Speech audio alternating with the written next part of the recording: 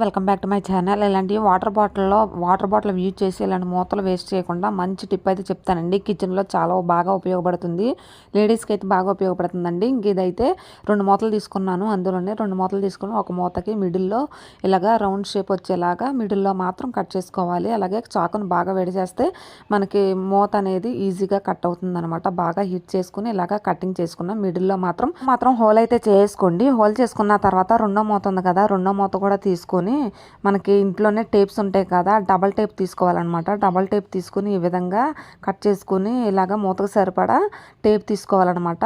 రెండో మూత అడుగు భాగాన అలాగే లోపల భాగాన ఈ టేప్ అనేది అంటించుకోవాలి. ఈ విధంగా రెండో మూతగా మాత్రమే అంటించుకోవాలి. హోల్ ఉన్న మూత టేప్ అంటించుకున్న లోపల వైపుకి అయితే హోల్ ఉన్న మూతనే అంటించేసుకోవాలి. అలాగే మనము స్టవ్ దగ్గర అయితే లైటర్ని ఎక్కడ పడితే అక్కడ పడేస్తాం అనమాట. అలా కాకుండా ఇలా యూజ్ చేయండి. చాలా మంచి టిప్ అండి ఇది.